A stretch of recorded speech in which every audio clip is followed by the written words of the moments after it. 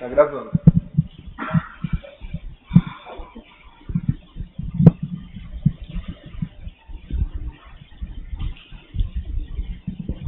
Boa tarde a todos. Vamos iniciar mais uma palestra do projeto Tales Jurídica e Parajurídica, hoje com a professora Luimara Schmidt, com o tema Consciência, Metrologia e Paradireitologia. Vou passar a palavra então à professora Luimara. Obrigado. Boa tarde a todos.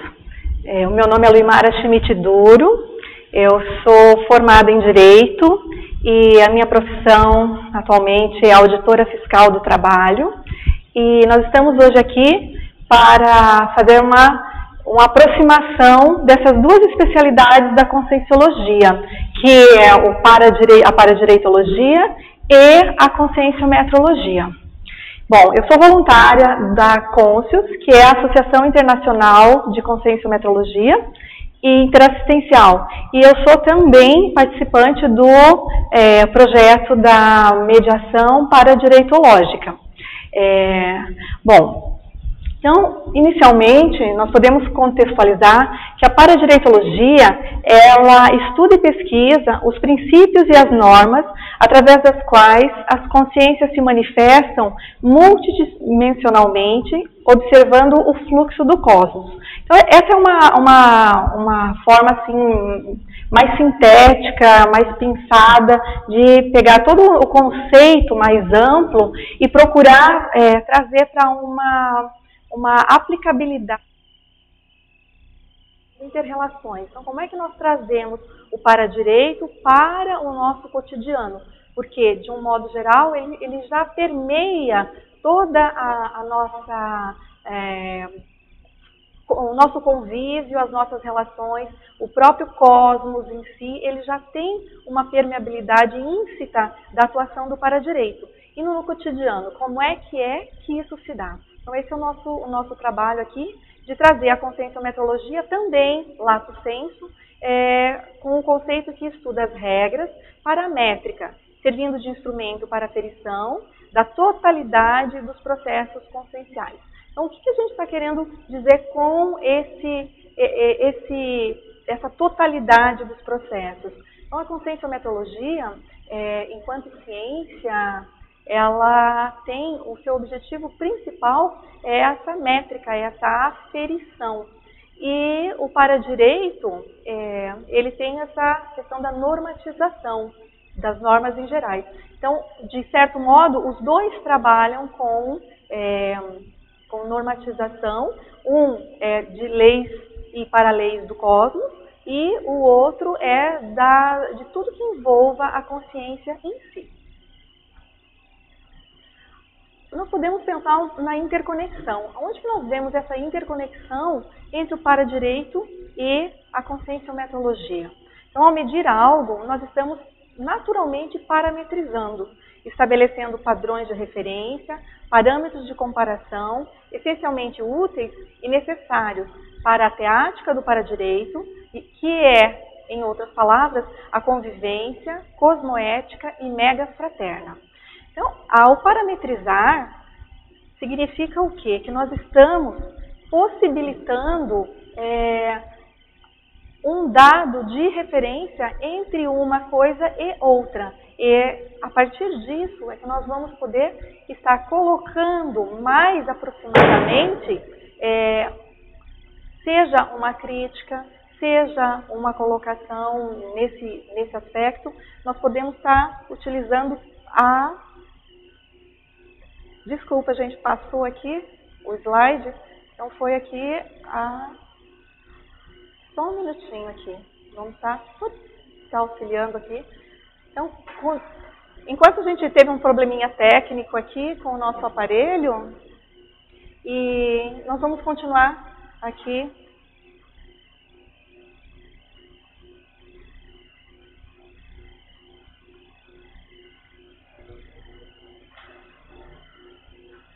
Nessa conexão que nós estamos vendo.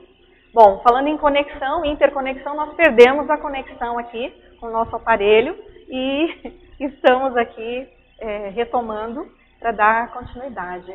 Aí, se puder sentar aqui, colega, fica melhor, é mais fácil da gente interagir aqui um pouco. Agradeço. Bom, à medida que nós estamos fazendo essa relação do paradireito com a qualificação da convivência interdimensional, nós vemos o paradireito nessa conexão do convívio. O paradireito, não só das consciências, das consciências e consciências, mas também dos princípios conscienciais, sejam eles plantas ou animais. Esse convívio, ele se torna natural e imposto à medida que nós ressomamos. Por outro lado, o que nós temos aqui é que esse convívio ele se dá no intrafísico, nas comunidades intrafísicas, nas socins. E no extrafísico, a gente denomina sociex as várias comunidades extrafísicas. Então, nós temos padrões de comunidades extrafísicas de níveis diferenciados.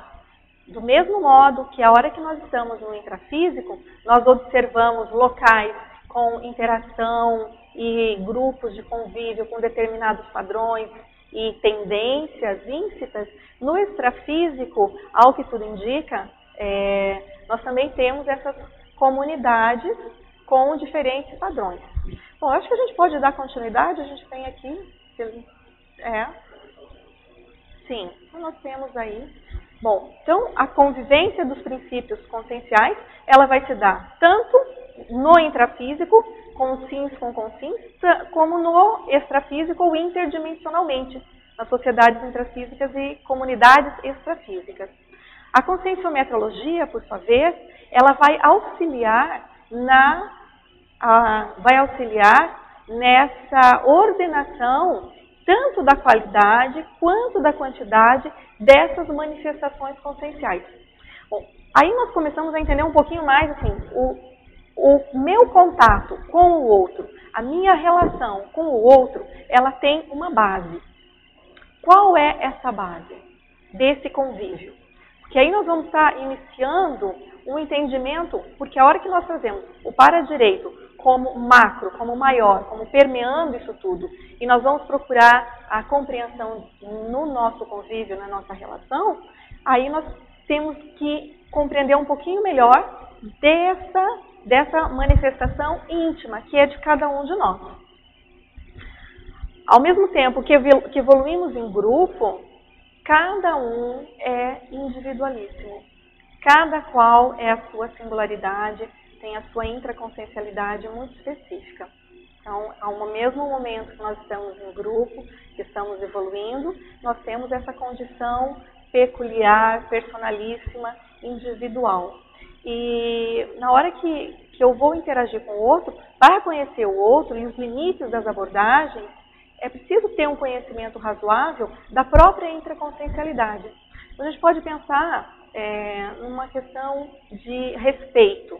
O próprio direito em si, ele já vem norteando as bases do respeito nas convivências entre consins.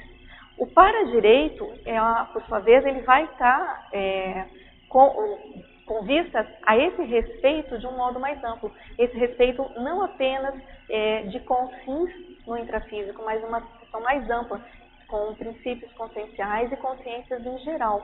Então, se eu não tenho um conhecimento e não respeito os meus próprios limites, a minha intraconsciencialidade, fica difícil, até certo ponto, eu conseguir compreender também que o outro tem os seus limites.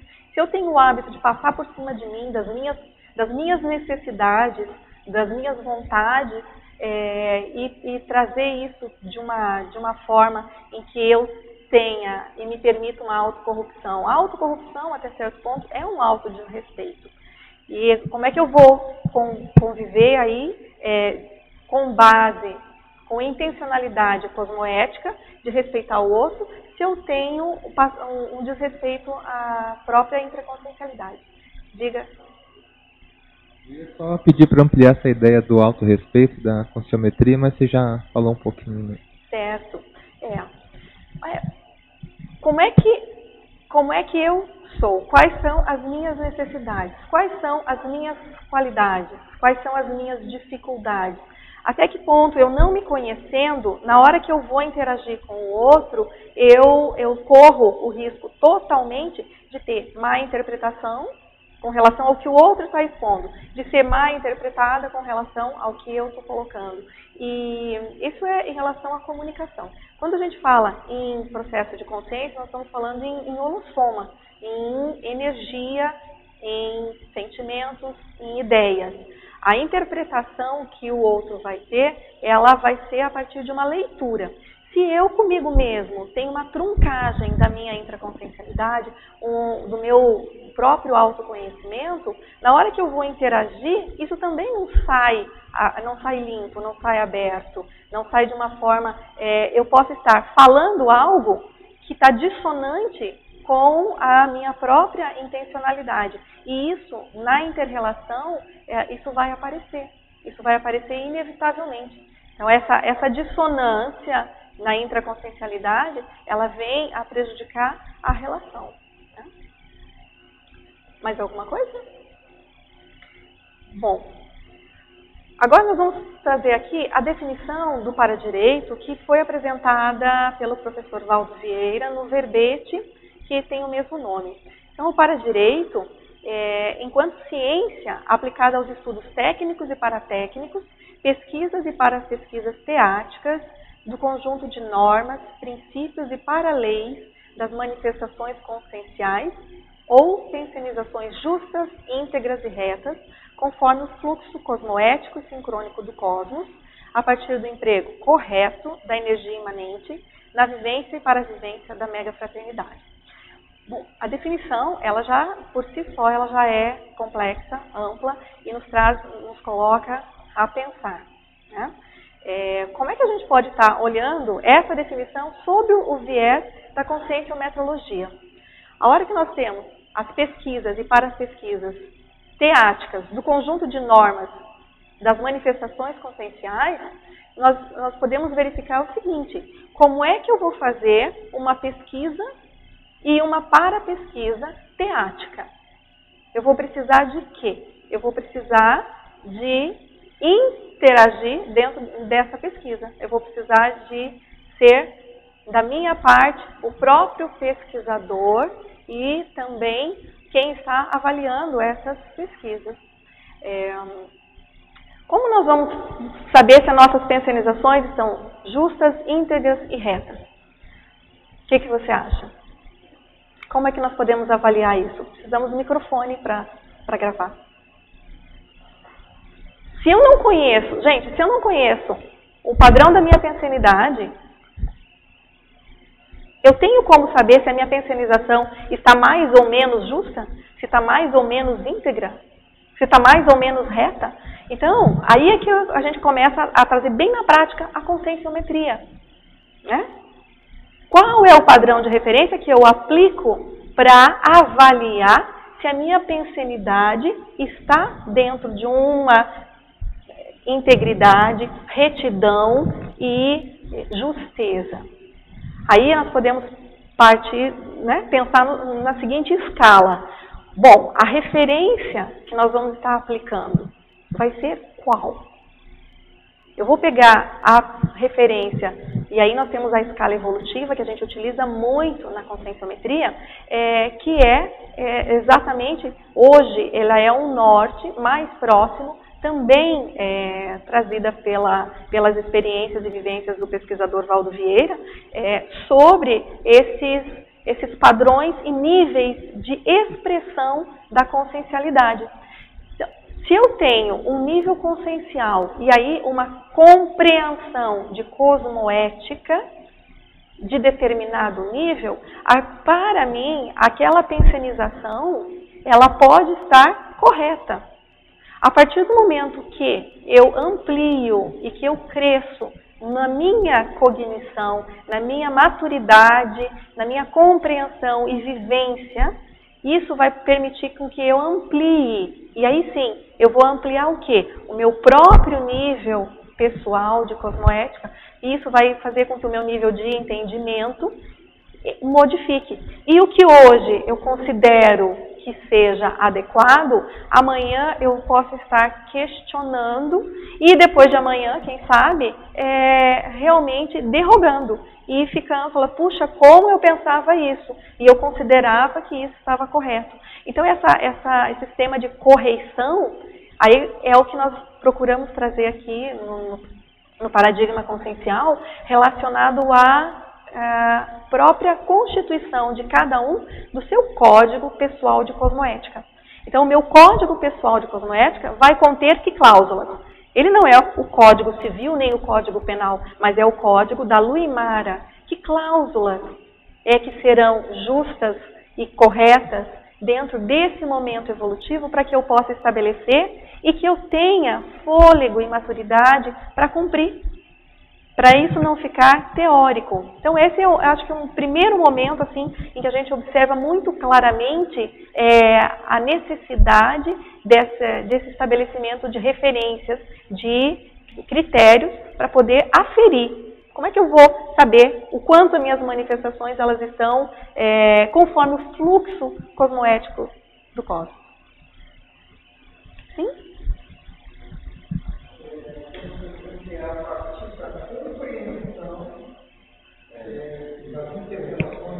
Precisa só ligar o microfone.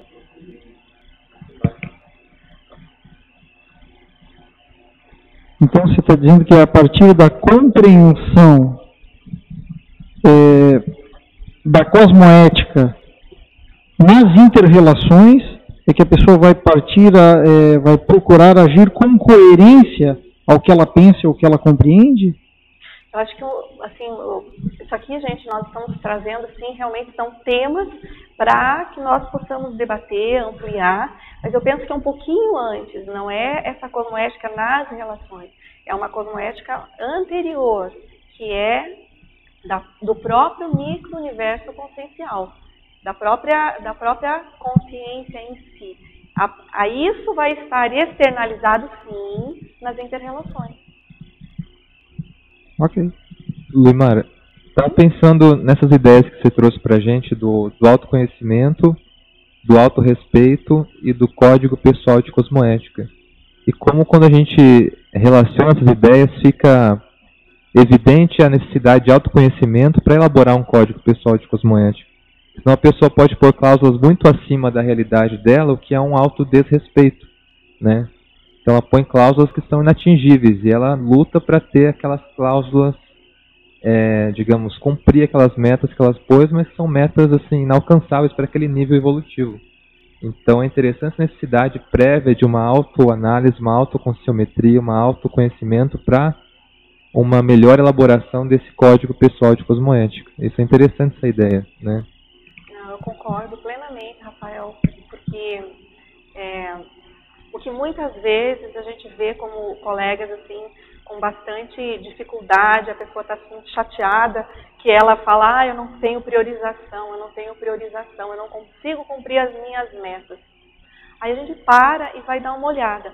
Então, cada caso é um caso, mas acontece várias vezes a gente encontrar assim situações em que a pessoa ela estabeleceu para si algumas metas, ela se propôs algumas questões que naquele momento elas estão além da própria realidade, daquela consciência. Ela tem necessidades anteriores, necessidades às vezes e aí nós vamos entrar nas questões de acertos grupo kármicos, e ela não está querendo trabalhar com aquilo, ela não está, aquilo vai dar mexe, dá repercussão, então ela prefere ir para uma outra atividade, aí ela vai priorizar algumas outras questões. E nesse momento há realmente um estabelecimento de certas metas, que na hora que ela vai tentar cumprir, ela fala, puxa, eu não estou cumprindo. Aí ela se chateia, começa a colocar trafares aonde não existem. Por quê? Porque ela vai falar, não, eu não tenho prioridade, eu não consigo ter prioridade. E na verdade, o estabelecimento de metas, ele não foi adequado, e com isso, no meu entendimento, até certo ponto, nós temos uma autossabotagem. Então, ela vai ter um reforço de trafar, um reforço de uma condição deficitária, sendo que as metas elas seriam para ser impulsionadoras. Na medida em que ela consegue, que ela tem uma conquista, ela vai ficar satisfeita, vai ficar exitosa, aumenta a autoconfiança, ela vai conseguir ter mais motivação para estabelecer uma outra meta e por aí adiante. Hoje, na Conscienciologia, nós temos uma gama de conhecimento teórico bem acima e bem superior eu posso falar isso de um modo geral e penso que eu não estou correndo um risco não, muito alto. Eu posso dizer que há um gap entre a nossa quantidade de informações e o nosso conhecimento teórico com a nossa vivência dos princípios que nós temos da cosmoética, com a nossa vivência da própria questão do domínio das energias, da vivência multidimensional lúcida, dessa questão da interassistência de um modo mais explícito e compreendendo realmente o que está sendo feito. Então, eu penso que a nossa intencionalidade, ela está já, de um modo geral, ela já vem sendo bem alinhada. Agora, a nossa vivência, de fato, da experimentação do que a Conscienciologia propõe, a gente tem bastante chão aí pela frente. Bom, continuando aqui, a definição agora da conscienciometrologia. Então, a conscienciometrologia, enquanto especialidade da Conscienciologia, ela está aplicada ao estudo do conjunto de regras paramétricas, as medidas da condição, função ou qualidade da consciência inteira, capazes de assentar as bases possíveis da matematização da consciência, por exemplo, através do conscienciograma. E aí nós temos aqui o conscienciograma, que boa parte de vocês já conhece. Então, o conscienciograma, ele é um livro que ele demorou 22 anos para ser escrito, porque ele demandou assim muita pesquisa. O conscienciograma, ele não é um livro para ser lido de capa a capa. Ele é um livro realmente para a autopesquisa. Ele é composto de 2.000 perguntas. Então, são 2.000 formas e possibilidades de você se questionar a si mesmo. Várias dessas perguntas, elas têm desdobramentos e subitens. Eu posso dizer que nós temos assim, uma oportunidade de estar questionando a nós mesmos. O conscienciograma, ele, para ser confeccionado, ele foi assim, foram aproximadamente, são 187 biografias que o professor Valdo, ele pesquisou, ele estudou 187, ele aprofundou e ele passou o conscienciograma, salvo engano, em 8 personalidades. Então, ele fez a conscienciometria de 8 personalidades. E esse tempo todo demorou para ser constituído, porque o parâmetro de referência, e aí nós temos um modelo, toda folha de avaliação, ele tem um parâmetro de referência, que é, a última pergunta, o nível, seguindo a escala evolutiva, do serenão. Só uma curiosidade, você tem quais são essas 8 personalidades, você sabe ou não?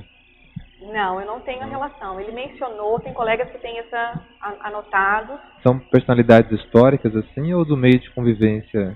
Não, são todas personalidades históricas que têm biografias. Ah, entendi. Ele estudou a partir de biografias. Mas é uma boa, a gente está realmente... Ele com certeza tem essa compilação. Não vai custar nada a gente ter esse banco de dados. Bom, então, toda a folha de avaliação ela é um único modelo, onde ele tem um crescendo, é proposto um crescendo, que observa desde o nível de consciencialidade mais relacionado com os réus, a consciência com menor nível de maturidade consciencial, e vai havendo um crescendo das perguntas até chegar à 20ª pergunta. Então, cada folha ela é composta por 20 perguntas relacionadas a um tema. Certo? Então, esse tema é uma qualidade da consciência que é analisada. Então, ao longo desses 2.000 itens, são 100 qualidades conscienciais que são analisadas. Então, a conscienciometria, O conscienciograma, na verdade, a gente pode dizer que ele é o instrumento carro-chefe. Não é o único, mas ele é um instrumento maior para esse trabalho. Ele permite que a gente vá, e aí, verificando uma outra definição aqui, a conscienciometrologia, assim, a gente pode estar entendendo como uma especialidade afim à avaliação, mensuração, medida e matematização da consciência inteira. Por que ela considera aí o holossoma, o holokarma, a manifestação multidimensional e pluriexistencial? Porque a hora que o conscienciograma foi proposto, ele não teve como referência o nível do autor. Esse foi o grande desafio. O autor, ele precisou sair, dar um passo, ampliar a sua visão e pegar como referência, desde as consciências com um nível que precisam de maior compreensão e assistencialidade, até as consciências que ele dificilmente tem um contato e que tem uma evolutividade maior, que é o nível do serenão. Então, o conscienciograma, ele propõe questões que levam à reflexão sobre a nossa paragenética. Quem tem retrocognições vai estar possibilitando avaliar questões relacionadas a retrovidas.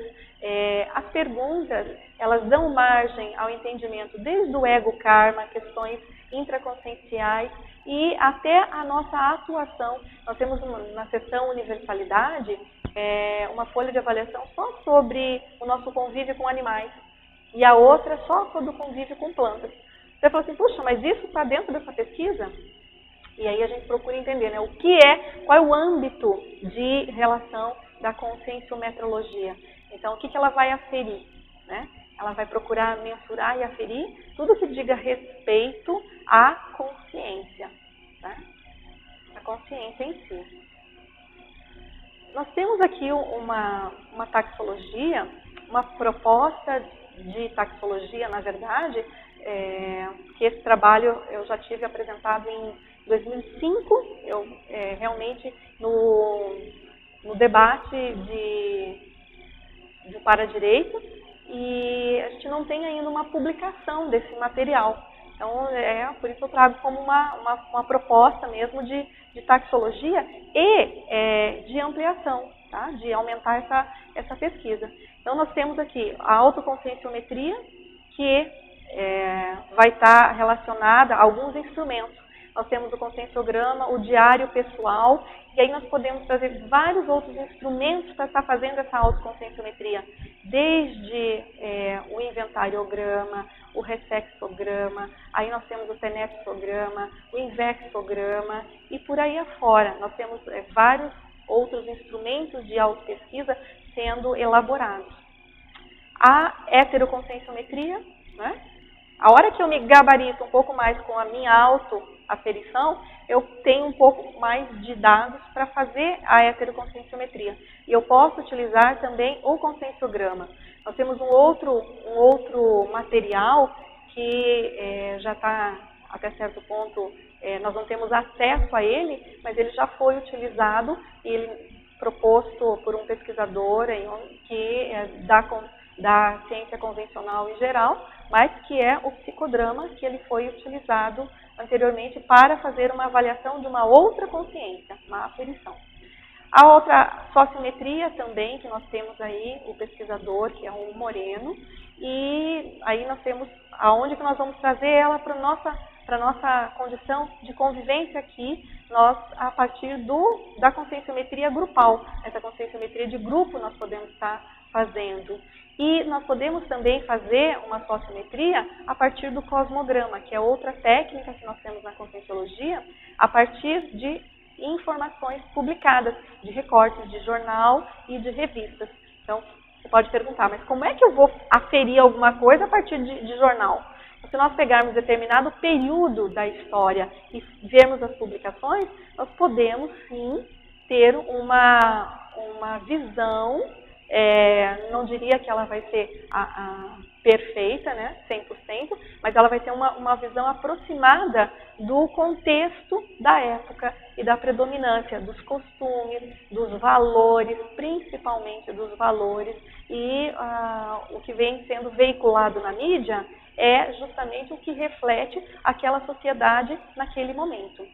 Já a parasociometria, aí vamos precisar de um pouco mais de projetabilidade, de qualidades aí do nosso psicossoma lúcido para poder aferir. Então, o paraconscienciograma, eu penso que a gente pode supor que seja um instrumento que os evoluciólogos utilizam, esse paraconscienciograma, quando a consciência está lá planejando, verificando o seu próximo curso intermissivo, é possível de pensarmos que o paraconscienciograma seja utilizado. Também o parasociograma e, do mesmo modo que eu disse que nós podemos verificar o que está acontecendo em determinada época pelo cosmograma, é de supor que os acontecimentos extrafísicos, reverberando no intrafísico, possam também ser percebidos os indicadores a partir do cosmograma. O que vocês acham dessa proposta? Porque nós estamos falando da parasociometria. Então, eu não tenho dados mais precisos. É possível supor que a gente, através do cosmograma, tenha indícios de acontecimentos em comunidades extrafísicas? O que vocês acham? Estamos trabalhando aqui com hipóteses. A princípio, eu acho que é uma hipótese plausível, plenamente plausível, com lógica, quando se considera a realidade multidimensional. Acho interessante porque se a gente partir da premissa que existe uma inter-relação entre as dimensões e que tanto o extrafísico influencia o intrafísico como o intrafísico influencia o extrafísico, eu acho que a gente pode sim ter algum parâmetro de acontecimentos extrafísicos a partir do cosmograma. É complexo quando a gente entra nesses temas assim, mas eu acho que quando a gente está pensando em paradireito e propondo, vale a pena a gente ousar essas investidas assim. Bom, e também nós temos a omniconscienciometria. E aí que é uma proposta mais aberta. E quais seriam os instrumentos para essa aferição? Seria um conjunto de instrumentos de mensuração intra e extrafísicos. Os mais diversificados possíveis que possam trazer dados de referência para essas pesquisas. Nós vamos estar trabalhando algumas delas agora, mais especificamente. Começando, obviamente, pela autoconscienciometria. Só voltando ali na parasociometria, lembrei agora o que está, digamos assim, mais evidente nos jornais agora é a questão da Primavera Árabe, né? E assim, a gente pode fazer só um exemplo, pode fazer uma relação com a questão da reurbanização, quer dizer, uma época foi a Europa que estava assim em efervescência, agora parece estar passando pro Oriente Médio, toda aquela região ali, né? Então, pelos fatos que a gente vê todo dia, a gente pode ter, por hipótese, ou inferir que alguma coisa a nível extrafísico mais séria está se passando naquele contexto, né? Esse é o nosso fio da navalha dentro das nossas pesquisas. A gente conseguir manter o senso crítico, né, o princípio da descrença e procurar, ao mesmo tempo, dentro dessa subjetividade que existe e dessa questão da multidimensionalidade, trazer mais para a nossa própria cognição, observando aí esses fatos e parafatos, né? Bom, então a autoconscienciometria é a avaliação da consciência por si própria, tá? E aí é um instrumento para a autopesquisa, autorreconhecimento e autodesassédio a partir do autodiagnóstico, monitoramento do autoenfrentamento e autossuperação.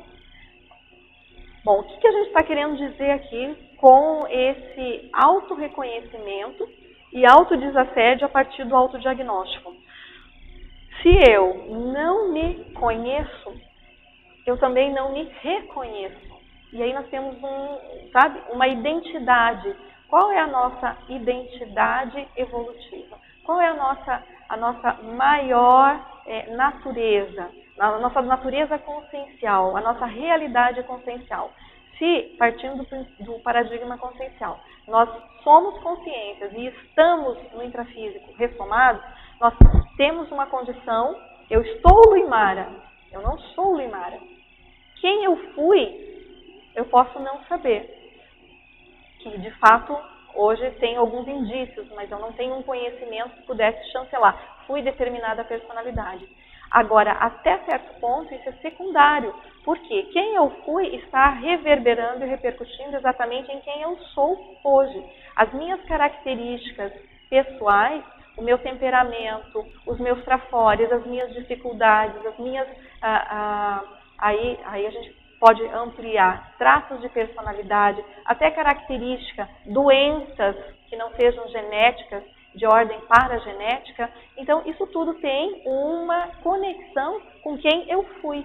Agora, esse autorreconhecimento é só a partir desse olhar para si próprio, esse olhar para dentro, ou melhor, para a nossa intraconsciencialidade, que não necessariamente é dentro. Mas no momento em que eu tenho uma manifestação, eu posso estar utilizando isso de modo a aferir a própria condição íntima. A reação que eu causo no outro, seja com animais, que os animais eles têm uma autenticidade maior nessa exposição de convívio, quanto com as consciências, a hora que eu interrelaciono, o outro me dá um feedback mesmo que ele não queira. Naturalmente, as pessoas reagem umas às energias da outra. Então, esse autorreconhecimento, ele pode vir utilizando essa autoconscienciometria, esse instrumento. O conscienciograma, a gente já falou que é o carro-chefe. Agora, esse autodesassédio, a partir do autodiagnóstico, a partir do momento que eu me reconheço, me conheço, quais são as minhas dificuldades, os meus vícios, as minhas fissuras, aquilo que eu já estou assim, puxa vida, eu queria tanto ser diferente em relação a isso, aquilo, aquele outro, mas eu ainda sou assim. A hora que eu conheço e que eu desdramatizo a minha realidade, eu vou poder também, seja ela dos trafares, quanto dos trafores. Quais potenciais que eu tenho que eu não estou utilizando? Eu posso ter trafores ociosos, eu posso ter trafores que nem por falta de experiência nessa vida são pontos que eu ainda não recuperei. É possível nós termos isso? Então, se eu não recuperei esses pontos, eles nem fazem parte hoje, eu não me reconheço nessa condição. Então, o autodesassédio, eu penso que o autodiagnóstico da minha própria realidade é um primeiro ponto de autodesassédio. Porque em me reconhecendo, eu vou ter o pé, literalmente, firmeza, pé de apoio, para poder dar os próximos passos, sem aqueles equívocos que nós falamos antes a respeito dos planejamentos, das metas, dos objetivos. Então, em me reconhecendo, eu fico mais íntegro, mais justo, mais reto. A minha pensionização, ela vai poder estar mais ajustada com a minha realidade consciencial. E aí sim, tendo o autodiagnóstico, eu vou poder partir para as próximas etapas, que também fazem parte da aferição. Eu vou poder monitorar o quanto eu estou enfrentando essas minhas dificuldades já reconhecidas, o quanto eu estou tirando o corpo fora de fissuras que eu já reconheci e que eu não estou enfrentando. Simplesmente, entende? Então eu posso fazer o monitoramento desse autoenfrentamento e também das autossuperações. Quais os êxitos que eu já tenho? Hoje, se a gente pegar o nosso histórico, você pega cada um de nós aqui e olha para si próprio, faça uma autoconscienciometria de si mesmo há 5 anos atrás. Entendeu? Onde eu estava 5 anos atrás? O que eu estava fazendo? Quais eram as minhas prioridades? Quais eram os meus objetivos? Aí a gente pode, sabe, verificar o que foi feito de lá para cá, qual é a minha condição atual. E aí a gente pensar em prospectiva. Em prospectiva. Daqui a 5 anos, como é que eu posso estar? Se eu continuar tirando o corpo fora, né? Se eu não monitorar um autoenfrentamento, se eu não tiver uma predisposição de reciclagem, eu vou estar no nível aquém do meu possível. Nós não estamos falando em extrapolar, nós não estamos falando de extrapolacionismo, gente. Nós estamos falando de autorrealismo.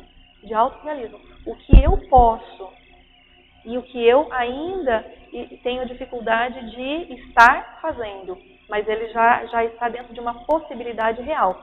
Não estamos falando ainda de questões mais amplas. Então, eu penso que a autoconscienciometria ela está diretamente relacionada à intraconscienciologia, que é a especialidade relacionada às pesquisas do micro-universo. Bom, quanto mais nós conhecemos a nós mesmos, mais tranquilidade nós vamos ter para poder também verificar o outro. Por quê? Se eu posso fazer uma avaliação mais correta de mim mesmo, mais ajustada, eu posso também olhar para o outro e eu não vou ter simplesmente... A heteroconscienciometria não é uma crítica ácida, não é uma criticidade apenas. A heteroconscienciometria ela vai levar em consideração a consciência como um todo, com o seu holossoma, com o seu holokarma, com a sua pluriexistencialidade, com a possibilidade de consciências acopladas naquele momento. Aquela consciência que eu estou interagindo, ela está amparada ou ela está assediada? Até que ponto eu tenho como fazer essa heteroconscienciometria? Se eu estiver muito autointoxicada, e se eu nem percebo que eu sou autointoxicada, como é que eu vou estar fazendo essa aferição do outro? Então, por isso que a gente vê que a heteroconscienciometria ela é um instrumento para a heteropesquisa, o heterodiagnóstico, aí também a qualificação do feedback. Por que nós vamos poder qualificar o nosso feedback? O que vocês acham?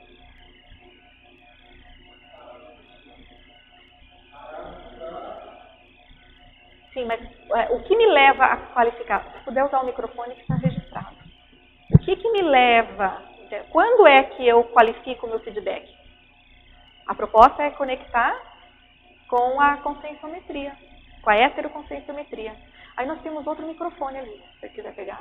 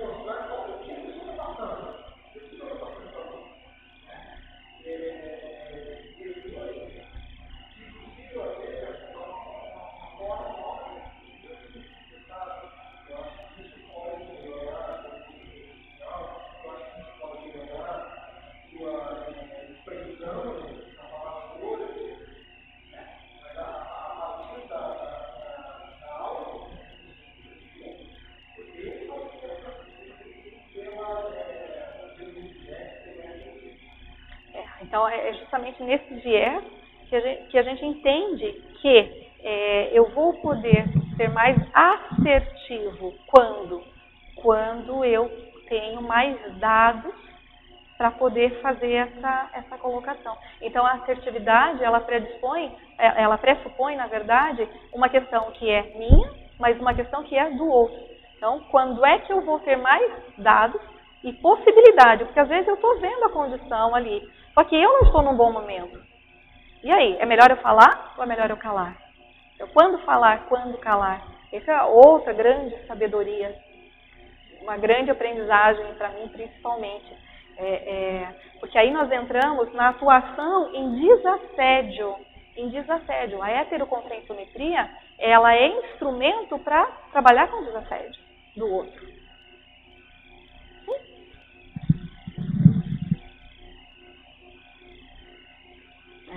Então ela...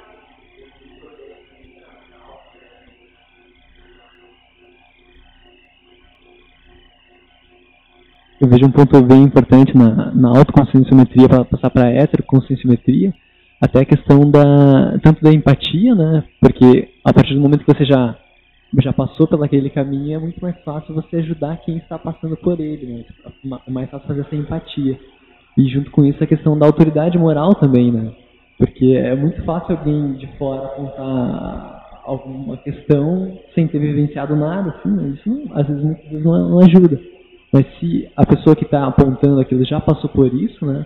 A possibilidade de uma assistência de um hétero desassédio é bem mais precisa, vem com mais energia, né? Então... Você trouxe um aspecto que, para mim, eu considero bastante complexo e difícil, que é a empatia. Então, a empatia, hoje, para mim, ela é um conceito de entendimento teórico maior do que a vivência que eu consigo ter em relação a isso. Eu acho um máximo a pessoa que consegue ter empatia, de fato, em relação a outra consciência que entra, é como se você adentrasse no holossoma do outro, não apenas aquela fato que a gente fala, empatia, capacidade de colocar-se no lugar do outro, calçar o sapato do outro. Quando a gente fala em consciencialidade dentro do paradigma, é a capacidade de você adentrar o holossoma do outro e sentir e para sentir o que o outro está vivenciando e de fato poder fazer uma contribuição, porque a hora que você adentra, você também fica repleto até certo ponto daquela sensação toda que o outro, e vivência do outro, né? Então realmente isso acho grandioso isso. E essa atuação no desassédio, eu estava vendo agora, antes da gente começar, umas anotações que eu fiz quando o professor Valdo trouxe esse verbete do Para-Direito em 29 de novembro de 2006, que ele foi apresentado em tertúlia. E aí tem 3 técnicas que estão relacionadas. Ele falou 3 técnicas relacionadas ao para-direito. Devem ter outras, mas as que eu registrei e que foram mencionadas são a impactoterapia, a cosmoética destrutiva e a acariação cosmoética. Então, hoje, a hora que eu li isso, falei, nossa, então é ou não é uma atuação? 3 técnicas relacionadas ao para-direito. Qual é a nossa necessidade, então, de estarmos muito dentro do meu autoconhecimento, muito seguro, para saber que até aqui eu vou, daqui para frente, a hora que me mencionarem e me atribuírem numa heteroconscienciometria e numa heterocrítica for apontado, aquilo não vai me desestruturar. Porque, não, realmente, você tem razão, eu tenho esse trafar, é uma dificuldade que eu tenho. E eu estou trabalhando isso, mas você podia falar alguma coisa? O que você percebeu? Então, quer dizer, a hora que eu recebo aquilo que num primeiro momento ia me desbancar, me desmoronar, eu vou entrar em defesa ou em embate, certo? Ou eu defendo, porque você está criticando algo que eu considero que eu não tenha. E aí fica as nossas elucubrações e não aprofundamos em superação, e nem enfrentamento, nem nada. Então, a hora que eu estou me defendendo, eu não estou me permitindo, eu não recebo heterocrítica, porque afinal de contas, eu estou num outro patamar. Eu não percebo e não vou me reconhecer. Então, a hora que eu vi essas 3 técnicas, eu pensei, puxa, quão seguros cada um precisa estar para aplicar essas técnicas, né? E com certeza, bastante relacionado à heteroconscienciometria, é a melhoria da assertividade, né, nas inter-relações e na interassistência. Porque a heteroconscienciometria, a hora que eu conheço um pouco melhor do outro, isso vai me dar referência de quando agir, quando não agir. E aí eu tenho experiência em casa, assim, exemplarista, de companheiro, que ele tem assim, um refinamento de observar. Eu aprendo muito com os times, ele observa, de repente me traz uma colocação de algo que foi observado ali 3 semanas antes ou 2 semanas antes, mas que não era o momento de ser apresentado. Sabe? Então, essa finesse, essa assertividade nas inter-relações para a interassistência, que é o que a gente está aprendendo a fazer, aconteça. Eu penso que a heteroconscienciometria é instrumento base para chegar nisso. Bom, e a conscienciometria de grupo? É um pouco diferente aí, porque a avaliação das consciências entre si ou em determinado grupo de consciências afins, certo? Eu posso estar fazendo isso, um grupo fazendo a conscienciometria entre si, ou nós podemos estar aqui analisando um determinado grupo e fazer a conscienciometria daquele grupo. Seria um instrumento para pesquisa de grupo, diagnóstico de padrões e holopensene grupal, avaliação das estruturas de poder e da influenciação. Eu penso que seria o início da cosmovisão, tá? Início da cosmovisão. E a especialidade relacionada seria a interconscienciologia, as pesquisas das manifestações das consciências entre si. Seria uma especialidade relacionada. Bom, se nós pensarmos em paradireito, vamos pensar em paradireito, comunidade, Estado mundial. Como é que nós vamos falar em Estado mundial? Derrogar aí as fronteiras, né?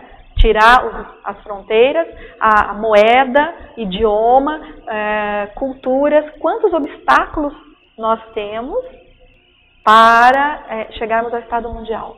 Então, a conscienciometria de grupo, de holopensenes, eu acho que nesse caso já é um outro patamar. A gente vê que vem num crescendo. Então, a hora que nós tivermos assim, essa possibilidade de ver um grupo, puxa, aquela cultura tem essas necessidades, aí a consciência ressoma no outro grupo. Passa um pouco, o evoluciólogo percebe, e aí há há uma possibilidade.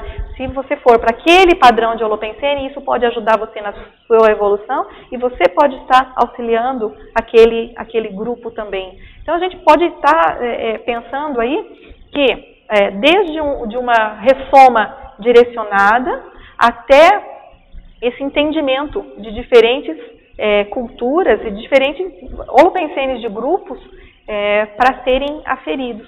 Quais são os trafores de determinado grupo étnico que a gente encontra aí?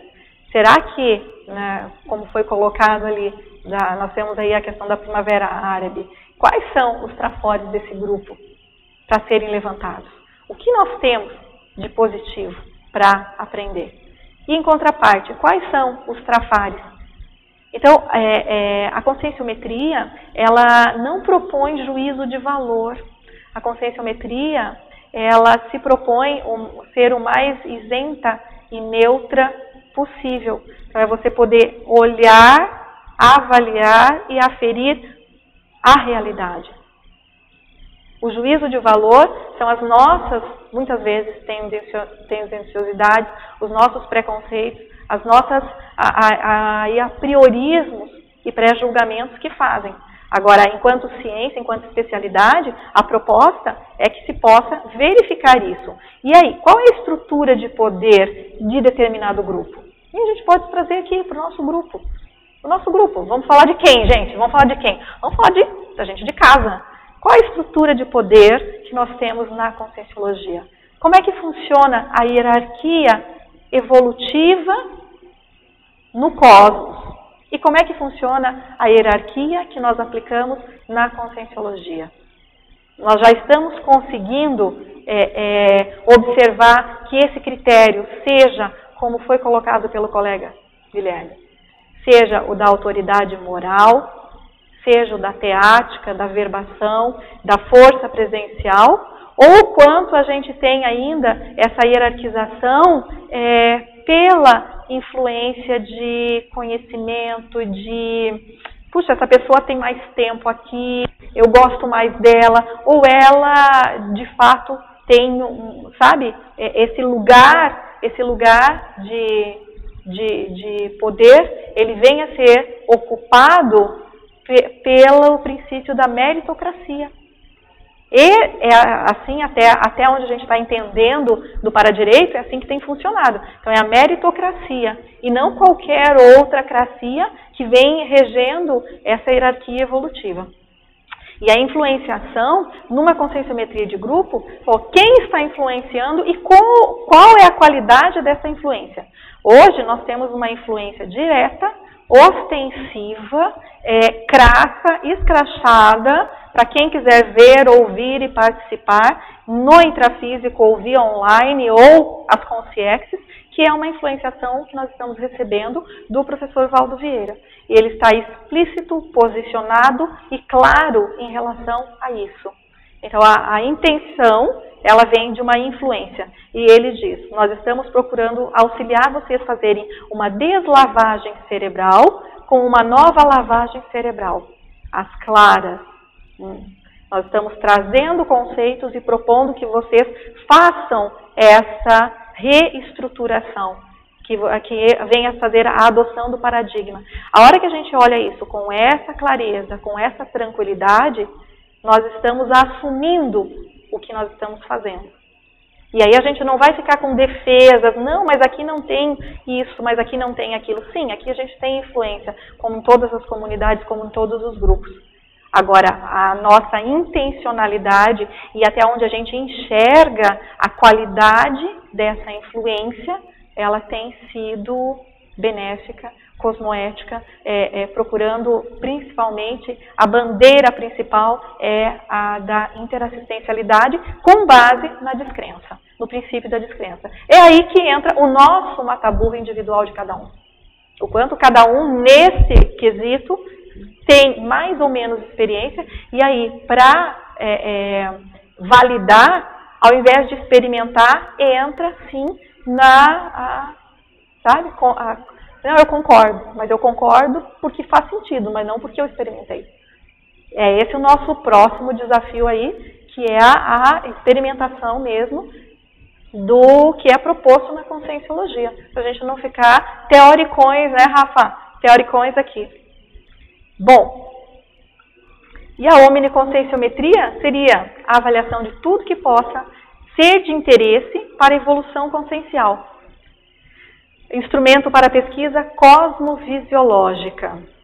E a especialidade da conscienciologia que teria afinidade é a policonscienciologia. São as pesquisas globalizantes em grande escala das consciências. Cada uma dessas especialidades da conscienciologia tem um verbete da enciclopédia que pode ser consultado online. Então, a policonscienciologia é um verbete, a intraconscienciologia é outro, a interconscienciologia também, tá? Só para vocês terem essa informação. Então, a omniconscienciometria, ela extrapola aí, inclusive, eu já entro num aspecto até mateológico dentro da minha visão, que fica pequena, da minha experiência. Mas a gente consta para saber que, para os colegas aí com maior possibilidade de pesquisa, adentrarem nisso. Ok? Bom, a proposta que a gente traz aqui agora é assim, a gente fez um cotejo de paradireito e de conscienciometria. Então, trouxemos assim uma classificação da conscienciometria e como ela pode ser útil para o paradireito. Então, se a gente pensar nesse crescendo da autocosmoética, inicialmente a consciência, ela pleiteia seus direitos, ela cobra do outro. É o que a gente tem mais visto aí. Por analogia, ela é um espelho que não usa. Ela não olha para si. Ela faz heterocrítica primária. Vocês vejam bem que a gente não está falando em heteroconscienciometria.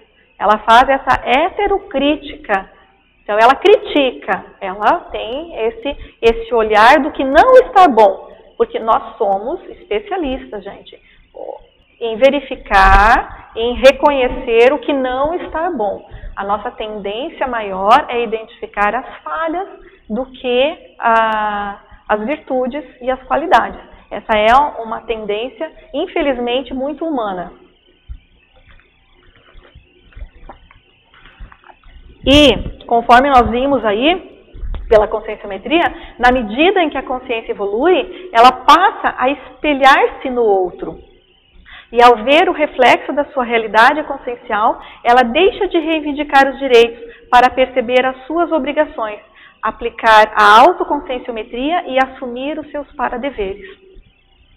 Bom, gostaria que vocês trouxessem, isso aí foi uma analogia que eu fiz, me pareceu bastante coerente, mas eu queria vocês trouxessem o que vocês pensam a respeito, como é que é isso para vocês. A gente trocar uma ideia aí.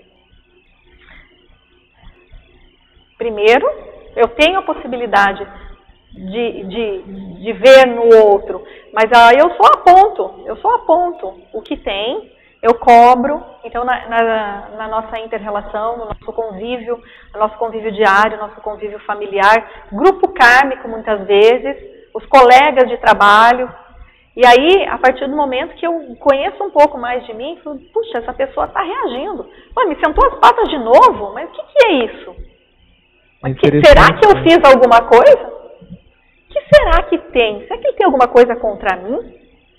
Aí eu já começo. Inicialmente eu posso pensar só, ele tem alguma coisa contra mim, esse cara não vai comigo mesmo, então ele que e vai, e eu entro no primeiro momento que é só aquela de criticar e cobrar o outro. É ele que está contra mim. Quando eu entendo um pouco mais de mim, de consciência, de consciencialidade, eu questiono. Puxa, isso está acontecendo. Tem esse conflito, tem essa divergência. Qual será a parte que me toca? Essa é uma pergunta base, é uma pergunta chave, que eu acho que se nós aprendermos a fazer essa pergunta e a buscar sinceramente responder, nós vamos estar dando um grande passo na vivência do paradireito, né? Qual é a parte que me toca nessa situação, nesse desentendimento? Ok, Luimara, mas assim, para poder assumir os paradeveres, nós precisamos identificá-los. Como a autoconscienciometria ajuda nessa função de identificação dos paradeveres para que nós possamos assumi-los? A resposta é simples demais. Demais. Eu acho que é que nem o EV. Aquilo que está assim na cara, fácil, é que a gente... é aquilo que lhe cai no colo. Esses são mais afins aos seus paradeveres. É assim, eu estou falando grosseiramente, assim, com base na minha experiência pessoal, entende? Então é aquela situação que está ali, que é a sua, que está envolvendo você diretamente. Agora, isso de um modo primário, esse é o primário. Aí sim, com certeza, um refinamento de paradeveres mais amplos. Aí vai entrar, nós temos aí, além da conscienciometria, nós temos a APEX, que é uma instituição que trabalha com a Proexis, a Proexologia. E aí ele tem cursos que é as diretrizes da identificação da Proexis, aonde é feito um cotejo de trafores, de trafares, de experiências pessoais, de aportes que a gente teve nessa vida e de tendências. E aí você vê aquilo que mexe com você, aquilo que mais mexe com você. E nós temos colegas aí que, nossa, a pessoa é a questão ecológica. O outro está lá trabalhando na ONG de animais. O outro realmente são questões conscienciais de determinado grupo. Tem gente trabalhando com mulheres. Então, eu digo, trabalhando no sentido de o seu público-alvo, os seus paradeveres, eles estão mais afeitos a esse grupo. Então, nesse caso, quando a gente vai ampliando e buscando esse nível, a autoconscienciometria ajuda, mas ela vai precisar de outros recursos. Nós vamos precisar de outros recursos para chegar num entendimento maior desses paradeveres. Não sei como é que ficou para você essa resposta, o que vocês acham? Eu ia só colocar antes que esse texto que você trouxe, assim, me trouxe a seguinte reflexão. Então, sempre que a cobrança, ainda que mental do outro, quer dizer que falta autocrítica. Então é interessante para a gente aprender a se desconfiar, né? Ah, sim. Então quando a gente começa a entrar no movimento de cobrança ou de alguma coisa em relação a alguém, a algum grupo, quer dizer que está faltando algum nível de autocrítica sincera, né? A gente pode estabelecer essa... Agora, eu passei uma outra situação ainda, de ter a autocrítica, de identificar o que tinha que fazer e não aceitar aquilo que era meu paradever. Questões explícitas, claras, eu já tinha, olha, isso aqui tem que ser trabalhado. Só que, por bastante tempo, por alguns anos, eu refutei, evitei, eu não queria mexer com alguns aspectos do grupo kármico. Foi aonde, embora enxergando, eu não estava querendo assumir os paradeveres. Eu ainda estava lá naquela questão de reivindicar os direitos. Eu reconheci obrigações, mas por vários motivos aí, né, ainda refutei e quis tirar o corpo fora. Passaram-se alguns anos, por isso que eu trouxe assim com esse, é aquilo que tem ali que é para você. Aí você fala assim, mas isso aqui eu não quero. Mas tá pra mim, mas eu não quero. O que eu fiz? Então, enquanto deu, eu fiquei jogando pra cima. Caía de volta, aí jogava de novo. Aí dava um fôlego, aí vinha de novo na mão, aí jogava. Até que chegou um ponto, né? Eu falei, não vamos ficar jogando pra cima. Então tá, vamos lá. Vou mexer com isso. Então, aí esse é a base que eu penso do livre-arbítrio. Então, mesmo em vendo, reconhecendo, a consciência ainda tem o livre-arbítrio de postergar, de deixar para depois. E o para-direito, ele, em relação a isso, ele vai estar respeitando. Uma outra anotação que eu tenho da apresentação do verbete é que o para-direito não impõe sanções. Então, o para-direito não impondo sanções, ele tem... Sim. Então, o para-direito não impondo sanções, ele traz uma outra condição, que é a própria lei de causa e efeito. Então, a gente vê aí que a hora que você tem uma ação, aquilo gera uma reação. Então, eu tenho o livre-arbítrio. Eu joguei para cima, não quis assumir naquele momento e, naturalmente, em determinado outro, veio de volta. Então, não é uma sanção. Eu não estava sendo penalizada ou punida. Simplesmente a ação natural. Então, esses são alguns conceitos em relação ao para-direito que quem é da área jurídica tem algumas dificuldades de entender. Porque com o direito a gente trabalha muito com a imposição, com a pena. E já o para-direito, ele sobrepõe e ele traz essa abordagem para a gente aí. Bom, então, a nossa dica aqui é que a gente possa, o quanto antes, estar utilizando essa oportunidade, seja em casa, no trabalho, com os colegas, que é o outro como um espelho. Então, o outro está espelhando algo da minha realidade. A minha manifestação holossomática energética chega. Eu tenho um feedback. Pode não falar nada para mim, mas eu posso receber esse feedback. E às vezes ainda eu vou receber esse feedback e vou refutar esse feedback. Não, você está falando isso aí porque não sei o que você está, entendeu? Então, o quanto nós estamos querendo aprender essa oportunidade de aprender com o outro sobre mim. Olha só, gente, olha só que visão bem egóica. Quanto eu estou querendo aprender sobre mim a partir do outro. É um primeiro estágio. Aí com o outro eu vou aprendendo, que é a heteroconscienciometria, para chegar em grupo. Eu penso que é um crescendo assim. Nós temos aqui, ó, pode passar o microfone, você liga embaixo. O bonde andando, porque eu estava no laboratório. Estava no laboratório, mas assim, eu quero entender como que eu aprender com o outro é uma condição egóica minha. Porque muitas vezes eu posso aprender e se eu não tiver lucidez, eu nem aprendo. O outro está passando, me ensinando Isso. E aquilo está passando direto, eu não estou nem entendendo que aquela mensagem é para que eu possa aprender mesmo. Então, onde que eu estou com o egoísmo nesse sentido, assim? Aí não é uma questão do egoísmo, é do ego-karma. Do ego-karma. Então, o quanto eu posso me enriquecer a partir dessa interação.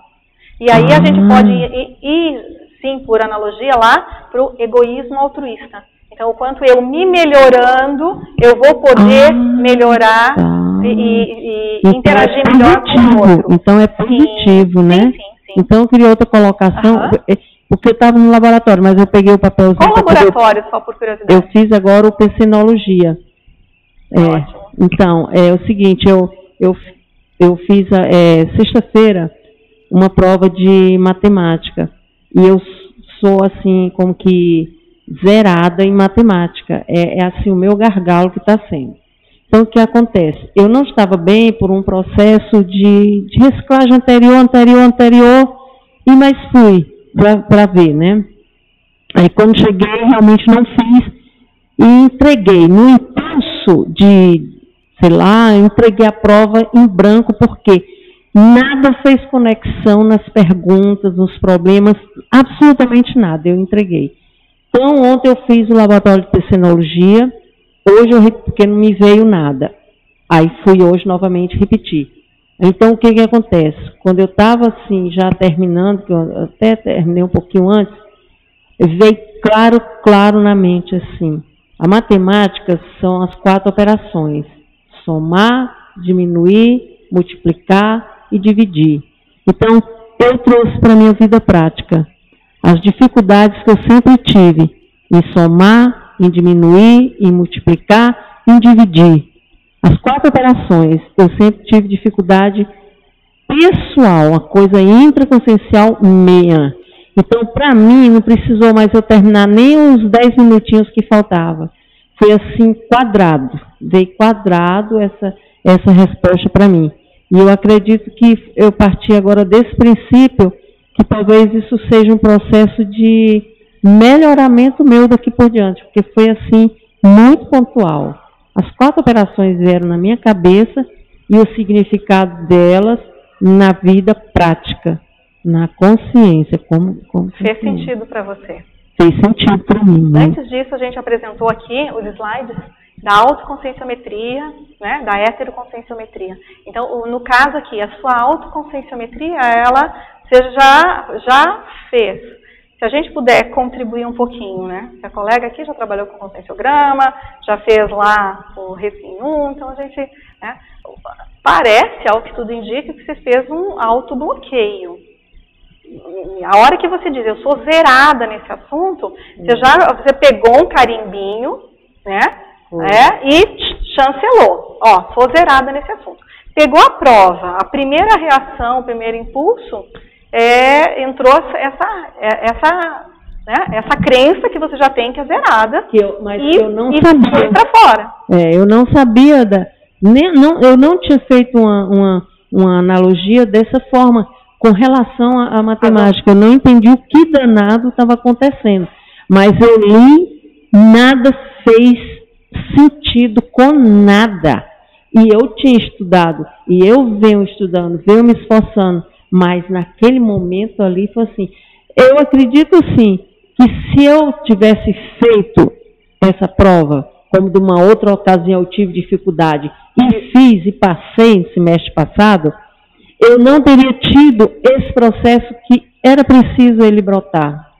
Ele precisava sair, porque eu fiz essa coisa. E a dificuldade eu sempre tive, primeiro, de dividir filho com seus parceiros, suas parceiras. A dificuldade vem, você ser ciumenta, você ser... A parte que a gente vê... tudo. Como você tem essa tendência, e sempre, desde que eu te conheço há alguns anos aí, teve, de trazer e fazer correlações, você tem uma predisposição para fazer a autoconscienciometria. Dá uma olhadinha aqui, ó. A autoconscienciometria é quando você avalia por si mesma. Agora, você tem aqui, ó, um autorreconhecimento. Agora, o segundo momento é a possibilidade que você está tendo agora, a partir desse autodiagnóstico, certo? Fazer um autodesassédio, porque esse autobloqueio, possivelmente, tenha te deixado numa condição que não precisa, gente, de assediador, de concierge, de nada. Quando a gente chega, às vezes, num autoassédio tamanho, que você é seu próprio assediador. Você não precisa de outro. Tá? E aí, agora que você tem um diagnóstico, puxa, então essa matemática tem operações que nem na minha vida eu não estou fazendo. Isso pode, aí é que entra os nossos metas e os planejamentos que a gente falou antes. para não botar muito além e também não ficar muito ilusório, né? Olha, qual é aí a partir desse diagnóstico, como é que eu vou estar aplicando isso em relação à matemática e em relação à minha vida? A vida. E aí vai fazer um monitoramento desse enfrentamento. Exatamente. E mais, Luimara, vai... o diminuir o impulso que eu poderia ter fincado ali, ter dito, não, deixa eu ver aqui, deixa eu ler, deixa eu ponderar. Não, eu não fiz diminuição. É sempre agir por impulso. Tá, então, tá na operação menos, deixar por menos, não fazer tão rapidamente um pensamento que vem, você na impulsão entrega e acabou, entendeu? Então entrou menos aí, o multiplicar eu também já tenho noção de onde que foi, e tudo, e a soma também eu tenho, e enfim, e divisão então essa foi a mais séria. Complexa, né? Mas muito bacana. Se você pensar nisso, fica a dica para você mais adiante, a partir do momento. Agora você tem a informação, você vai ter a experimentação e depois disso fazer o compartilhamento da sua experiência.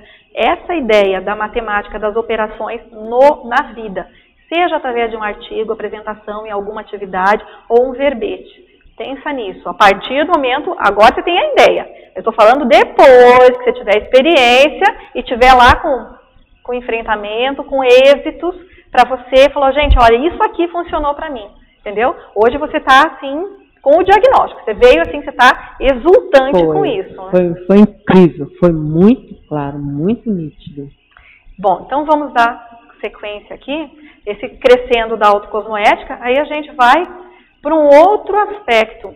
Já que nós comentamos que pelo paradireito não tem sanção, né? O paradireito, se ele não tem a sanção, ele não trabalha com punição, o paradireito considera o melhor para as consciências, mesmo as que ainda desconhecem o que é melhor para si.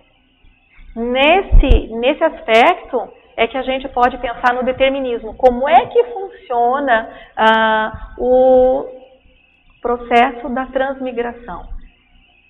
O que é? É uma punição para as consciências serem transmigradas para outro planeta?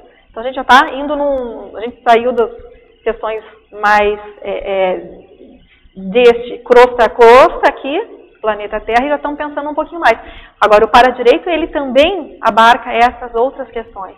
E a hora que a gente pensa nisso, há um determinismo. Essas consciências, elas não conseguiram um êxito maior de convivialidade. Elas criaram tanta desarmonia e tanto desafeto com quantidade de consciências neste planeta, que para elas o melhor é que elas consigam ter um fôlego para prosseguir evoluindo, mas numa condição mais neutra, ou seja, um outro planeta. Só que, nesse caso, a perspectiva é que elas estejam indo para um planeta de um nível inferior. Por quê? Porque a condição delas é desse nível. Agora, do mesmo modo, a gente pode estar pensando numa transmigração a maior. Então, são as consciências que já podem, mas ela está aqui, trabalhando nesse planeta, já está com envolvimento, eles já estão, aí no caso, a transmigração a maior, a gente pode aqui trabalhar com a hipótese dos serenões. Aí, e esse comentário que foi feito, que consciências mais evoluídas vieram para o planeta Terra e auxiliaram nesse desenvolvimento do planeta. Então, até que ponto essas consciências podem ser transmigradas a maior para um outro planeta? E isso vai ser positivo para ela, mas ela necessariamente não tenha essa informação. Enfim, o determinismo, se a gente pensar em ressomas compulsórias, vamos diminuir um pouco, né? A gente abriu, né, das transmigrações, vamos trazer para nossa questão aqui. A ressoma compulsória é onde a consciência, ela muitas vezes está querendo ainda ficar naquela comunidade extrafísica. E aí vem as reurbanizações, né? Onde é feito todo um trabalho naquela comunex, é feita uma dissipação daquele padrão holopensênico, e aquelas consciências, para que elas não fiquem lá naquele ambiente, elas são levadas compulsoriamente a uma ressoma. Isso é uma punição, se a gente for questionar? Ao que tudo indica, não. Nós estamos trazendo aí uma outra faceta do paradireito, é a questão do determinismo atuante. Então, a condição dessas consciências ressomarem, dessas cons-réus ressomarem, vai ser mais benéfica para elas mesmas. Então, essas são hipóteses. Vocês viram que a hora que a gente começa, a gente sai do nosso cotidiano aqui, da hétero e da conscienciometria de grupo, a gente pensa um pouco maior, a gente começa a levantar hipóteses aí, e é onde a gente se defronta com um questionamento que a gente pode estar trazendo. Qual é o nosso nível de lucidez para assumirmos a responsabilidade perante o grupo karma e perante o grupo evolutivo?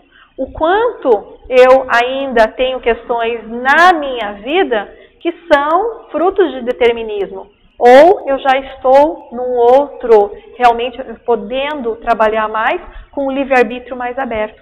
Então, o determinismo e o livre-arbítrio são, como a gente diria assim, são as duas facetas da mesma moeda. Na medida em que eu amplio a minha compreensão das minhas necessidades e condições e vou resolvendo isso ego-karmicamente e grupo-karmicamente, vai ampliando o meu livre-arbítrio. Eu fico menos suscetível ao determinismo. Por quê? Porque aí eu adentro numa condição de lucidez. Em tendo lucidez, aquilo eu assumo como um para-dever. Aquilo que antes poderia soar como, puxa, tem que ressomar com um determinado grupo, aí fala, não. Se a consciência tem mais lucidez junto do evolucioso, ela pode estar observando. Não, realmente esse grupo é que é o melhor estar ressomando. E aí você, compreendendo essa responsabilidade evolutiva, você como um para-dever seu, você vai fazer essa opção. Agora, isso depende de maturidade consciencial mesmo, para poder ver. Então, quantas coisas acontecem na nossa vida que elas estão mais relacionadas aos para-deveres e a gente ainda está vendo de nariz torto aquilo. Puxa, por que isso está acontecendo? Né? Não, agora eu queria fazer tal coisa, mas olha, isso aconteceu comigo. Entende? Então, a gente tem aí situações que pode estar no dia a dia trazendo isso. Bom, aí a gente dá a chamada para a autorresponsabilização, que é tudo isso que a gente está falando. A hora que eu trago para mim essa responsabilidade. Eu não preciso que isso venha de fora, porque eu já consigo ter esse reconhecimento. Então, sob a ótica da evoluciologia, todos evoluímos. Mas as consciências têm o livre-arbítrio para manter os auto- e heteroconflitos ou buscar as recomposições e a harmonização possível nas relações.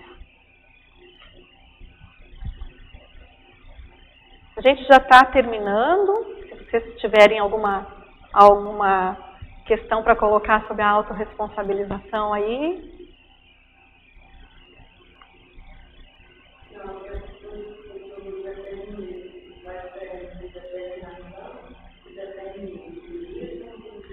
Sim. Não, podemos falar agora. A colega está perguntando a diferença de determinação e determinismo. Bom, são conceitos totalmente distintos. Determinação, nós estamos falando, é algo que você se determina, você se propõe a realizar. Você ter determinação é algo bom, né? A determinação é uma qualidade. Quando é que a gente é um trafor? Agora, eu posso ter um trafar chamado teimosia. Se eu tenho o trafor da determinação e eu tenho o trafar da teimosia, o que vai virar isso? Vai dar...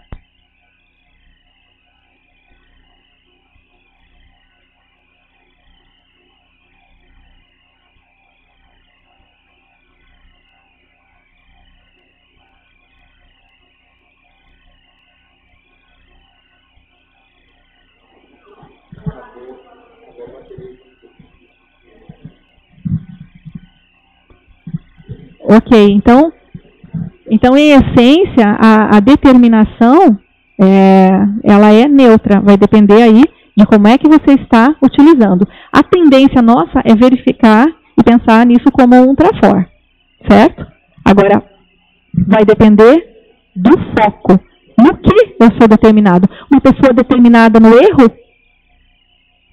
Né? Então, é algo a gente considerar. Por outro lado, o determinismo, ele já entra nesses princípios que a gente tem em leis do para-direito, que é a condição de você tem um livre-arbítrio. Hoje eu posso escolher, vamos supor, um exemplo de uma pessoa que engravidou, uma mulher, né, que engravidou sem ter esse planejamento. E ela decide, usando o livre-arbítrio dela, que ela não vai ter esse filho. O que ela faz, pelo livre-arbítrio dela, ela faz um aborto. Nesse caso, nós temos uma condição em que ela gerou uma interprisão com essa consciência, que provavelmente já vinha de uma vinculação anterior, certo? Não é ao acaso que aquela consciência ia ressomar com a outra. Então já vinha de uma vinculação anterior. E aí, nesse caso desse aborto, você naturalmente está gerando uma próxima necessidade de reencontro com aquela consciência. Então, até certo ponto, nós podemos dizer que haverá um determinismo atuante nesse reencontro. Até certo ponto.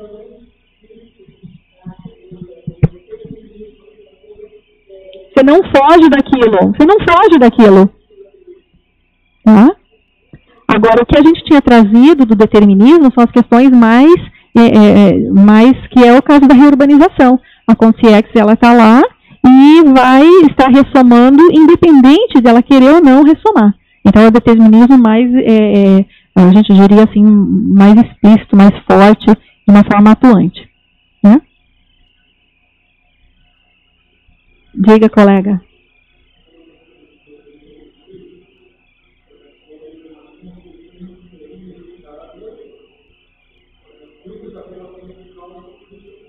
Perfeito.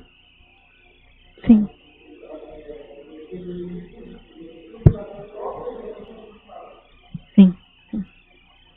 Sim, eu também penso nisso. Parece a lei de causa e efeito. O determinismo ele vai fechando. Nós temos em princípio um livre-arbítrio.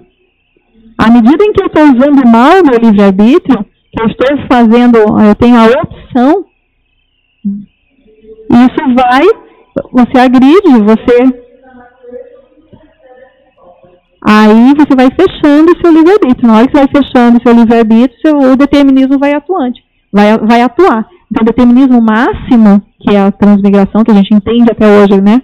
Dentro na nossa hipótese aqui, é que a transmigração a menor seria o determinismo atuante dentro do direito transmigracional. Aí.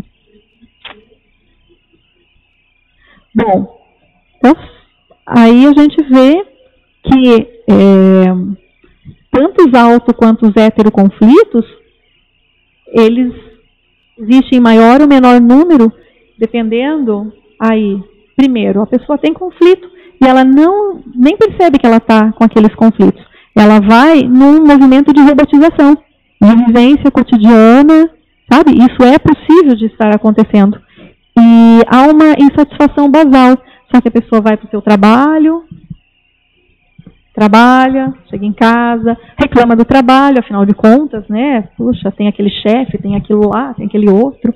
E aí, vai no dia seguinte, né? Vai lá para aquele trabalho novamente, passa o final de semana, aí tem ainda, às vezes, o que ela vai fazer para extravasar, às vezes não são questões mais saudáveis, não são opções mais saudáveis, e assim vai levando.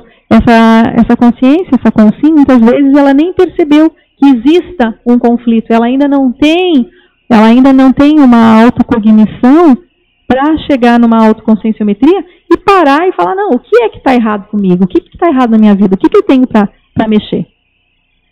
Tá? Então, os autoconflitos, e aí você vê que heteroconflitos. Os heteroconflitos são as coisas mais simples de acontecerem. A coisa mais, e a base convencional de maior geração de conflitos é a truncagem, na minha opinião, é a truncagem na comunicação. Da experiência que eu tenho, a truncagem na comunicação, um falou A, o outro entendeu B, ou um quis dizer isso, o outro achou que ele quis dizer aquilo, respondeu e deu sequência na conversa. Um tempo depois se descobre que cada um estava falando de algo distinto. Isso já aconteceu comigo mais de uma vez, eu preciso ficar muito atenta para essa questão da comunicação com pessoas queridas, e de um tá falando uma coisa e o outro outra, e de repente isso entra num nível que nem se sabe qual foi a base. Então tem coisas por detrás de questão de conflitos aí, muito importantes para a gente estar observando. Agora, como é que a gente busca essa harmonização? Aí poderia ser outro questionamento. Aí, as recomposições. Eu penso que a partir da predisposição. O primeiro é o meu primeiro movimento é a ter a intenção de me acertar, com me resolver, de clarear as coisas. E aí, pela conscienciometria, a gente tem a técnica da autoexposição, que é você levar ao outro, expor aquilo que está lhe causando algum conflito, aí no caso, o mal-estar, então você conseguir levar isso para o outro. Agora, como é que eu vou levar para o outro meu incômodo sem agredi-lo, sem culpá-lo, sem cobrá-lo? Afinal de contas, você fez isso para mim, eu não. Se eu entender que você fez isso, eu recebi isso assim, assim, assim, aí eu vou levar isso para você. Olha, eu recebi o que você fez, para mim eu senti isso, eu recebi assim, assim, assado. Aí eu dou margem e oportunidade para o outro perceber qual foi o efeito em mim daquela ação. Eu dou margem a isso. E aí sim, o outro pode revalidar e realmente confirmar que há da parte uma outra intencionalidade, ou então me esclarecer. Se eu permitir isso, eu vou ser esclarecida, que a intencionalidade do outro foi totalmente diferente e houve da minha parte essa interpretação por tais e tais e tais motivos. Né? Então a conscienciometria na inter-relação e no nosso convívio, ela entra dessa forma aí. E essa harmonização possível porque nem sempre a gente vai ter como recompor e chegar nessa condição de ambas as partes terem o interesse. E está de acordo com o para-direito que cada um tenha o seu tempo, o seu interesse em estar trabalhando aquela divergência, ou não. Agora, da minha parte, eu sempre coloco que um nó, para existir, ele precisa das duas pontas, certo? Então, uma amarra, um nó, um conflito. Se eu, da minha parte, já estiver soltando, o outro pode continuar tendo engate. Só que isso não vai prender em mim. Em algum momento, de acordo com os reencontros, né, com a lei da inseparabilidade grupo kármica, nós vamos nos reencontrar. E ter de novo. E aí vamos ver se eu vou enganchar de novo ou se a gente vai conseguir liberar. Mas nesse momento, se eu consigo me liberar daquele engate, isso para mim não vai mais pegar. Então, eu vou conseguir conviver. O outro pode continuar, isso é a grande sacada. O outro pode continuar do mesmo jeito, com aqueles mesmos trafalhos, com aquela mesma, sabe? E eu vou conseguir conviver porque eu mudei e aquilo não vai mais me alterar. Eu posso, a partir dessa postura e desse convívio, inclusive, fazer uma influenciação positiva. Porque o outro vai ver, poxa, mas eu estou fazendo a mesma coisa, agora ela não está brigando comigo, mas o que aconteceu? Antes eu fazia isso, ela fazia aquilo. Agora eu faço isso e não vem mais. Cadê? A gente estava acostumado numa puxa-estica, puxa-empurra. Agora eu empurro e ela não vem mais do outro lado. Então, são questões que nem sempre a gente vai ter reciprocidade. Isso é bem importante, sabe? Eu não preciso ter reciprocidade do interesse do outro para eu ser assistencial. Essa é uma grande aprendizagem. Então, eu aprender a ser assistencial independe do outro. E aí a gente entra num fluxo, né, gente? Que fluxo é esse, né? Quanto maior o autoconhecimento, maior a identificação da consciência ao fluxo do cosmos. Então, quanto mais eu me conheço, mais eu tenho essa identificação. E aí, se pudesse contribuir com essas ideias, né, a aceleração do processo evolutivo reflete a afinização ao para-direito. Então, são conceitos aqui que gostaria de uma contribuição.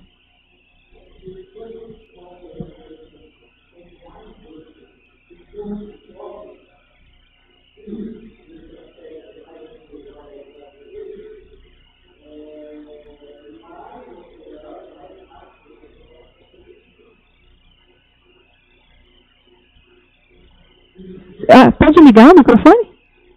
Isso. Pode repetir? Eu estava dizendo que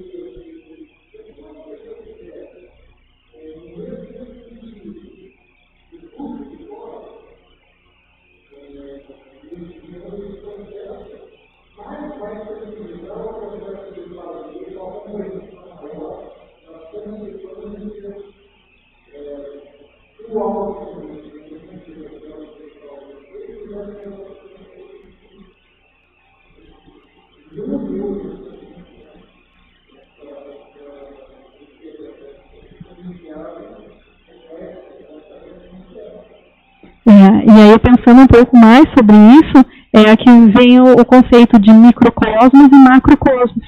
Então, quanto maior esse conhecimento do microcosmos, mais apto eu, conhecendo numa integralidade essa célula, eu também tenho como fazer essa replicação para o todo. Então, mais apto eu vou estar para compreender e acessar e entrar no fluxo do macrocosmos. Então, o microcosmos e o macrocosmos entram bem aí nessa correlação. Né? Nessa matéria eu pensei no teu vocabular, que está aqui, né? Para direito significa mega fraternidade, e eu espero aqui ter contribuído com reflexões para vocês, gerado reflexões, né? Questionamentos, dúvidas, contrariedades, porque se a gente não trouxer para debate e estiver tudo do mesmo, se saiu do modo que entrou, significa que não surtiu efeito. Então, a gente aqui propõe que tenha realmente mexido, e o debate na Conscienciologia ele é visto de modo positivo. As divergências, os iguais se acabam. Se nós não tivermos diversidade na natureza, ela não cresce. Então, é devido à diversidade que a gente tem, a multiplicidade e a nossa grande ampliação, com os diferentes somam e multiplicam, como a colega está fazendo as operações aí.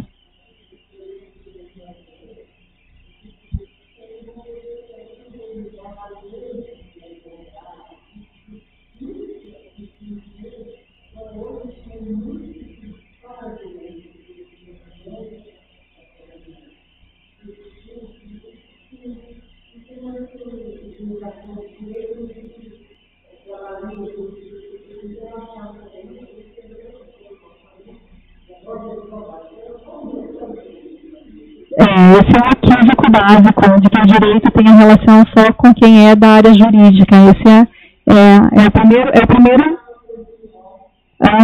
primeiro aspecto para a gente romper e transpor, que o para-direito ele é bem mais do que isso. Nós estamos tateando, nós no grupo de pesquisa e estudo, né, no Colégio Invisível, a gente está tateando para entender um pouco mais do para-direito. Mega Pensene Trivocabular da Paradireitologia super discernimento multidimensional. Então, enquanto o paradireito significa mega fraternidade, a paradireitologia é um super discernimento, não é só um discernimento, é um super discernimento multidimensional. profissional. Então, nós não temos como falar em para-direito sem aplicar realmente esse viés da multidimensionalidade e ampliar cada vez mais os nossos recursos para que a gente possa entender e vivenciar, porque é a prática, né? A prática da cosmoética que a gente vai experimentar aí. Esses são os recursos. Gente, eu gostaria realmente de agradecer a todos. Estou deixando meu e-mail aí para quem quiser fazer contato, trocar algumas ideias, tá certo? Muito obrigada.